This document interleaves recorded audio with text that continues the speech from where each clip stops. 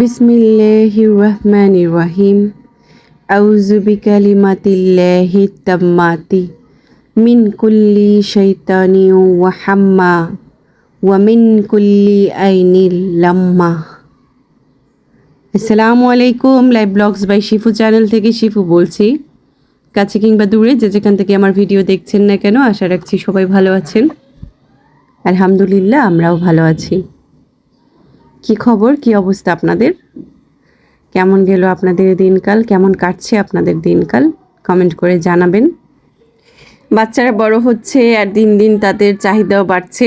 ছোটোবেলায় তো আমি আমার মতো করে তাদেরকে খাওয়াতাম, তাদের ইচ্ছা পূরণ করতাম। এখন তারা বড় হচ্ছে, তাদের পছন্দ অপছন্দ অনেক কিছুই এখন বেড়ে যাচ্ছে। তাদের পছন্দ মতো রান্না করতে হয়, তাদের পছন্দ মতন খাবার দিতে হয়।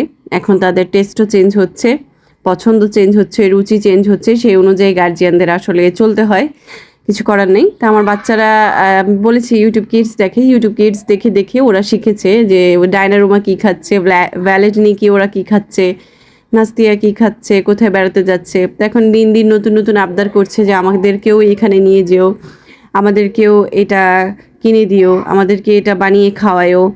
ডায়নার মা তো এটা বানিয়ে খাওয়াচ্ছে। মানে আমার ব্যাপারটা আমি বলি, আমি কোনো দিন মানে যে মেয়ে কোনো দিন রান্নাঘরে যায়নি কখনো বিয়ের আগে, সে বিয়ের পরেও অনেকটা স্বাধীন ছিল, কিন্তু বেবি হওয়ার পর থেকে এখন বেবিদের জন্য মানে রান্নাগুলো সব ক্যাচ করে নিতে হচ্ছে, করতে হচ্ছে বাচ্চাদের খুশির জন্য। বাচ্চারা এখন বড় হচ্ছে আর তাদের বায়নাও বাড়ছে। আমার বাচ্চারা রিসেন্টলি আমার কাছে বলেছে আমাদেরকেও স্যান্ডউইচ বানিয়ে দাও, আমাদেরকে একটু স্যান্ডউইচ বানিয়ে খাও।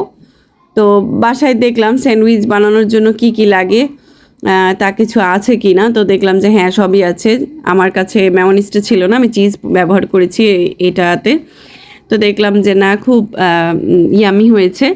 আর আমি মানে এটা আশা করিনি যে ওরা নিজেরাও, আমার ছেলেদের একটা স্বভাব কি মানে ওরা অ্যাপ্রিসিয়েট করে, মানে ছোটো থেকে এই জিনিসটা শিখে আসছে যে কেউ যদি ভালো কিছু করে, কেউ যদি তোমাকে ভালো কিছু দেয়, তাহলে তাকে অ্যাপ্রিসিয়েট করবা। তো ওরা নিজে থেকেই মানে আমি যে স্যান্ডউইচটা ওদেরকে বানিয়ে দিয়েছি, প্রথমত বানিয়ে দিয়েছি বলে থ্যাংক ইউ জানিয়েছে আমাকে। আর পরবর্তীতে স্যান্ডউইচ খাওয়ার পরে যখন দেখলো যে না আসলে মজা হয়েছে, তখন আরেকবার থ্যাংক ইউ বলেছে। মার্শাল্লাহ, আপনারা আমার বাচ্চাদের জন্য দোয়া করবেন। আসলে বাচ্চাদের প্রত্যেকটা মা বাবার মানে বিয়ের পর, বাচ্চা হওয়ার পর মা বাবার আর কিছুই চাওয়া বা পাওয়ার থাকে না, শুধুমাত্র তাদের কনসেন্ট্রেট হয় তাদের বাচ্চাই। মানে যারা আমার মতো মা বাবা, অনেক মা বাবা আছে আবার কেরিয়ার নিয়েও চিন্তা করে, বাচ্চাটাকেও রাখে এক সাইড কিন্তু কেরিয়ারটাকেও ডেভেলপ করে। আমি আমার কেরিয়ারটাকে আসলে ডেভেলপ করতে পারিনি, এটা আমার ব্যর্থতা। আমি আসলে ফুল কনসেন্ট্রেট দিয়েছি আমার বাচ্চাদের উপর। আমি যদি মন দিয়ে আমার বিজনেসগুলো করতাম, মন দিয়ে আমি জানি না আমি এই যে ব্লগিং করছি এটাতে কতটুকু মন দিতে পারতেছি, চেষ্টা করতেছি। আর সব কিছুর পাশাপাশি আমি চেষ্টা করছি। এই যে দেখেন, আমি যখনই ভয়েস দিতে বসি আমার বাচ্চাদেরকে আমি যতই না করি না কেন যে তোমরা চেঁচামেচি করবে না, কথা বলবে না, তারপরে ওরা দেখা যায় অনেক সাউন্ড করে, অনেক নয়েজ করে, খুব বিরক্তও করে, অনেক সময় অনেক কিছু বিচার নিয়েও আসে না করে আসলে, কিন্তু কিছু করার নেই, আমাকে এইভাবে এগিয়ে যেতে হবে। তো ওই যে বললাম যে আসলে ওদের প্রতি আসলে কনসেন্ট্রেটটা দিয়েছি, ক্যারিয়ার এগুলো নিয়ে ভাবিনি। তো যাই হোক, আমি সবসময় একটা জিনিস বিশ্বাস করি যে আমার আমার রব আমার উত্তম পরিকল্পনাকারী। সে আমার জন্য যা রেখেছেন, যেভাবে রেখেছেন, যতটুকু রেখেছেন আলহামদুলিল্লাহ আমি সেটুকুই পাবো। তো আমি ওদের জন্য বাসাতেই চিকেন স্যান্ডউইচটাই বানিয়ে দিয়েছিলাম। এগ স্যান্ডউইচটা অন্যদিন হয়তো ট্রাই করব, সেই রেসিপিটা আপনাদের সাথে শেয়ার করব। আর আমি যতটুকু জানি, আপনারা যারা আমার ভিডিও দেখেন আপনারা আমার থেকেও পাকা রাঁধুনি ইনশাআল্লাহ। আমি জানি আপনাদের কাছ থেকে অনেক কিছু শেখার আছে। আমি হয়তো টুকটাক টিপসে ভালো জানি না কিসে ভালো জানি, কি ভালো পারি, মনে হয় কিছুই পারি না। আমি সবসময় একটা কথা আমার ভিডিওতে বলে আসছি যে আপনাদের কাছ থেকে আমার অনেক কিছু শেখার আছে, অনেক কিছুই শিখি। আপনারা যে আমাকে কমেন্ট করেন আমার বেশ ভালো লাগে, খুবই ভালো লাগে। যত দিন যাচ্ছে আমি শুধু আপনাদের জন্যই কাজ করে যাচ্ছি। আপনাদের কমেন্ট, আপনাদের লাইক, আপনাদের সাবস্ক্রাইব আমাকে একটা করে বিন্দু বিন্দু করে অনুপ্রেরণা যোগায়, আমাকে সামনের দিকে এগিয়ে যেতে বলে। আমি আবারও বলবো আপনাদেরকে, যারা আমার ভিডিও দেখছেন বা দেখেন, নতুন এসেছেন আমার চ্যানেলে, প্লিজ চ্যানেলটা একটা সাবস্ক্রাইব করবেন, আমাকে সাপোর্ট করবেন, আমার ভিডিও যদি ভালো লাগে লাইক কমেন্ট শেয়ার করবেন প্লিজ। আর এটাই বলবো, আমাকে সাপোর্ট করবেন। প্রত্যেকটা মানুষের উচিত একটা মানুষকে মানে সাহায্য করা, যে সে যেন নিজে কিছু করতে পারে, সে যেন এগিয়ে যায়। কারণ আপনার এই মনোভাবটাই যে অন্য কারোর জন্য কতটা অনুপ্রাণিত আর কতটা যে সাপোর্টিভ, মেন্টাল হেলথকে যে কতটা সাপোর্ট করে, এটা যদি এটা তো আপনারা নিজেরাও বোঝেন যে আপনার নিজেকেও যদি কেউ বলে যে এটা ভালো হয়েছে, তুমি এগিয়ে যাও, এই এতটুক কথাটাই অনেক কিছু। তো চেষ্টা করবেন আমাকেই না, শুধু প্রত্যেকটা মানুষকেই আপনার নিজস্ব জায়গা থেকে তাকে অনুপ্রাণিত করার। তো এটাই বলবো আমি। তো দেখেন, সেদিন স্যান্ডউইচ বানানোর পরে ওদেরকে তো স্যান্ডউইচ দিয়ে দিলাম। তারপর আমার হাজব্যান্ড আমার জন্য আমার ফেভারিট চটপটি নিয়ে আসছিল। চটপটি মজা করে খেলাম। আর ওই চটপটির বিশেষত্ব হচ্ছে উনি এক গাদা ডিম দেয়, যেটা এত মজা। এবং উনার যে ফুচকার ইয়েটা, উনি নিমকি দেয়, অনেক খুব সুন্দর করে চটপটিটা বানায়, আমার খুব খুব ফেভারিট। এখানে দেখেন, তারপরের দিন সকালবেলা, অর্থাৎ এটা গতকালকের ভিডিও। গতকালকে একদম সকাল সকাল উঠেছিলাম, এটা তখন 9টা বাজতেছে। আমি কিন্তু 10টার আগে ঘুম থেকে উঠি না, 10টাই বেজে যায় আমার ঘুম থেকে উঠতে। আমি তো আগেও বলেছি আমার ব্লগে, আমি কিন্তু রুটি বানাই না, বা যদি বানিয়েও রাখি সেটা পরে ভেজে খেয়ে ফেলি। কিন্তু সকালে উঠে রুটি বানাই এমনটা আমি কখনোই করতে পারি না। আমার বমি লাগে, মাথা ঘুরায়।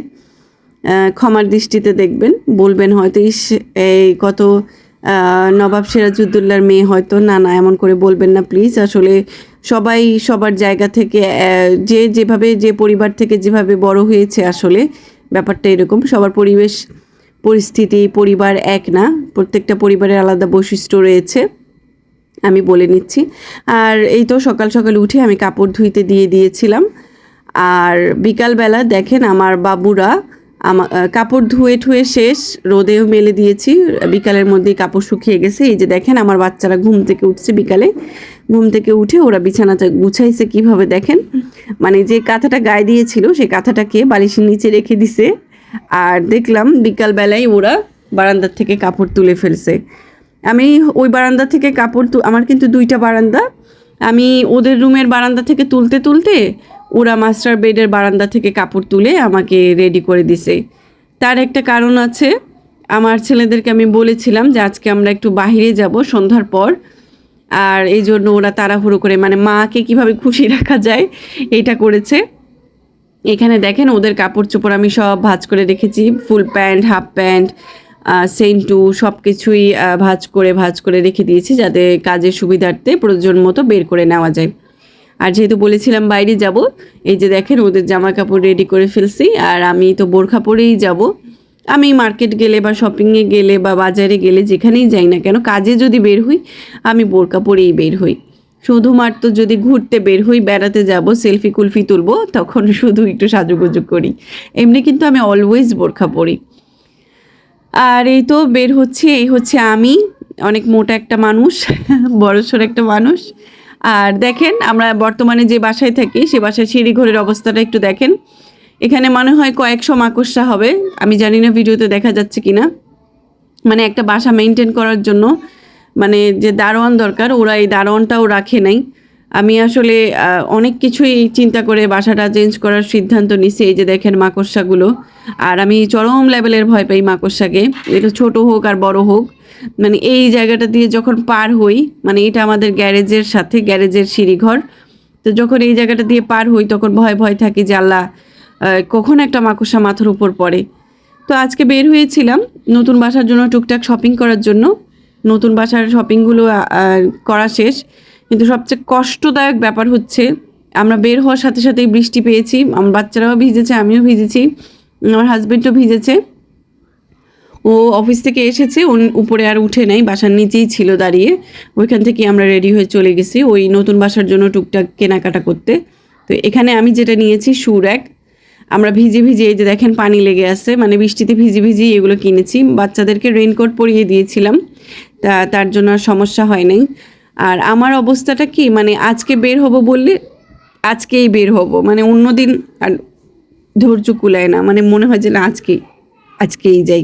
কালকে যদি আবার কোনো সমস্যা হয়, যদি যেতে না পারি।